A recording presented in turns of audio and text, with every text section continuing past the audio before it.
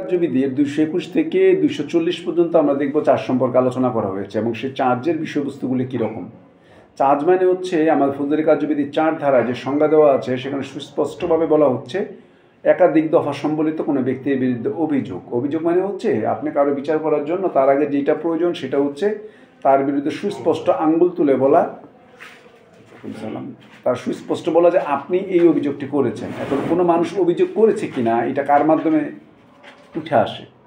আমাদের মনে রাখতে হবে যে মামলাতে আমরা যদি কোনো এজাহার দায়ের করি বা সিআর মামলাও করি, এটা যদি পুলিশকে দিয়ে তদন্ত করায় তাহলে পুলিশ তদন্ত করে একটা প্রতিবেদন দেয়।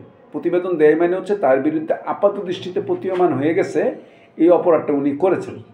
এটা দিয়ে চূড়ান্ত প্রতীয়মান কিন্তু হয় না, এটা দিয়ে কিন্তু সাজা দেওয়া যাচ্ছে না, কিন্তু এটা দিয়ে আপাতত অনুমান করা যাচ্ছে যে যেহেতু এজাহারের সাথে চার্জশিটে মিল পাওয়া গেছে তার মানে প্রাথমিকভাবে ওই ব্যক্তিটা দোষী মনে করার যথেষ্ট কারণ আছে, অপরাধীকে দোষী মনে করার যথেষ্ট কারণ আছে আমরা দেখতে পেলাম। আচ্ছা, ভালো কথা, কারণ আছে।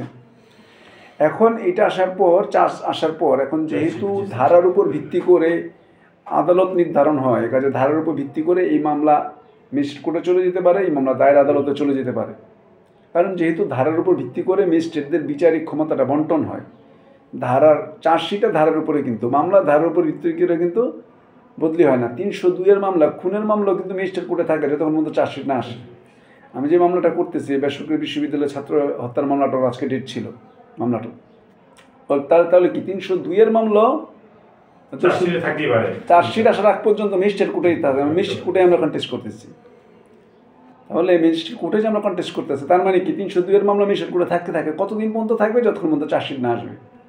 যে চার্জশিট চলে আসলো তখন আদালত শিওর হয়ে গেল যে হ্যাঁ এইবার বোঝা যায় যে এই ঘটনাটা আসলেই ঘটছে, এখন এই মামলাটা ধারাওয়াইজ দায়ের আদালতে চলে যাবে। আর যদি এটা ম্যাজিস্ট্রেট আদালতের মতন ম্যাজিস্ট্রেট আদালতে যাবে, এখন ম্যাজিস্ট্রেট আদালতে যাক অথবা দায়ের আদালতে যাক, ওই বিচারক কোনো ব্যক্তির বিরুদ্ধে আনুষ্ঠানিকভাবে তাকে এবার আনুষ্ঠানিকভাবে অভিযোগ করবেন। এতদিন তো যে মামলা দায়ের করছে উনি অভিযোগ করছেন, এখন কোর্ট অভিযোগ করবে, মানে রাজ্য সরকার পক্ষ থেকে অভিযোগ করবে যে তোমার বিরুদ্ধে তো এই সময় এই স্থানে এই অপরাধটা করার অভিযোগ এসছে, এই প্রসঙ্গে তোমার বক্তব্যটা কী? তো সে স্বাভাবিকভাবে দোষ স্বীকার করলে কী হবে না হবে আমরা যাবো, কিন্তু কথা হচ্ছে এই যে তার বিরুদ্ধে অভিযোগ আনাটা এটা তো একটা নিয়ম প্রক্রিয়া থাকতে হবে। এই নিয়ম প্রক্রিয়াটার নামই হচ্ছে মূলত চার্জ, এবং যার সম্পর্কে আলোচনা করা হচ্ছে ২২১ থেকে ২৪০-এর মধ্যে। তাহলে চার্জের বিষয়বস্তু হচ্ছে আমরা ফ্যাক্টটা বুঝতে পারলাম যে কীভাবে একটা মামলা হয়ে চার্জশিট আসার পর কোর্ট কীভাবে বদল হয়ে কীভাবে কে এই চার্জ গঠনটা করায়।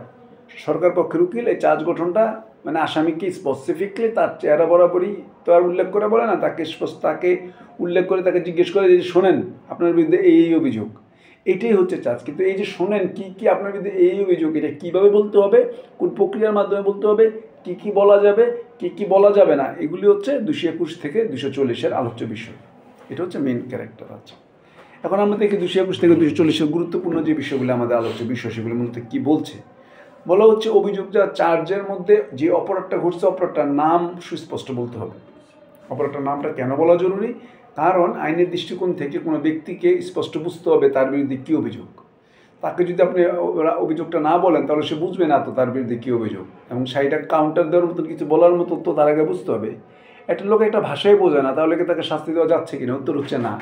ওর বুঝতে হবে ওর বিরুদ্ধে কী অভিযোগ, এটা ওর জানার আইনগত অধিকার রাখেও। তাহলে অপরাধের নাম উল্লেখ করে তাকে বলতে হবে আপনি এই অপরাধটা করেছেন। এরপর হচ্ছে এটার মধ্যে কি বলা হচ্ছে যে ২২১ যে বিষয়গুলো কারো বলছে অপরাধটা যেই নাম না থাকলে অপরাধটা কেমনভাবে ডিটেল বলে দিতে হবে যাতে সে বুঝতে পারে তার বিরুদ্ধে অভিযোগটা কীরকম, এবং হচ্ছে অপরাধটা গঠন করতে হবে কীরকম আদালতের ভাষায়, অথবা আদালত যেভাবে ঠিক করে দেন, আদালতের একটা নিজস্ব ভাষা আছে, অথবা আদালত যেটা ঠিক করে দিবেন সেইভাবে সেই ভাষাতে ওনাকে বলতে হবে যাতে উনি সহজেই এটা বুঝতে পারেন এবং এটা অনুযায়ী তিনি ব্যবস্থাগুলি নিতে পারেন এবং এইভাবে অগ্রগামী হতে পারেন। এই বিষয়গুলি কাজ করে থাকে ২২১ বক্তব্য অনুযায়ী। পরে ২২২-এর কথা হচ্ছে এখানে ৩টা ম্যাটার এখানে কাজ করবে। Time, place, manner. কোন সময় অপরাধটা করলো, কোন স্থানে অপরাধটা করলো, কী অপরাধটা করলো, এই বিষয়গুলিকে ২২২ বলছে এগুলিকে সুস্পষ্টভাবে অপরাধের স্থান, সময়, এই বিষয়গুলি কোন ব্যক্তিকে কে করলো এই বিষয়গুলিকে সুস্পষ্টভাবে বলতে হবে। তবে যে ক্ষেত্রে এমন হয় যে অপরাধটা আসলে কি অপরাধ এই বিষয়টা সুস্পষ্ট করা যাচ্ছে না, তাহলে পুরো বিষয়টাকে একবারে বলেই দিতে হবে যে এই বিষয়গুলি করেছেন মর্মে আপনার বিরুদ্ধে অভিযোগ আনা হলো। যদি স্পেসিফিক বলা যাচ্ছে না, একটা মারামারির মধ্যে ক্লিয়ার বলা যাচ্ছে না যে ও কি আসলে মাথায় বাড়ি দিছিল না হাত ধরছিল, ওর ভূমিকাটা ক্লিয়ার না, কিন্তু এটা ক্লিয়ার যে ওই মারামারি তো ছিল। তখন এই কমন অভিযোগ দিয়ে দিতে হবে যে আপনি এখানে মারামারি করেছেন, এই মর্মে ওইভাবে অভিযোগটা দিয়ে ব্যাপারটাকে সামনের দিকে অগ্রগামী করবেন।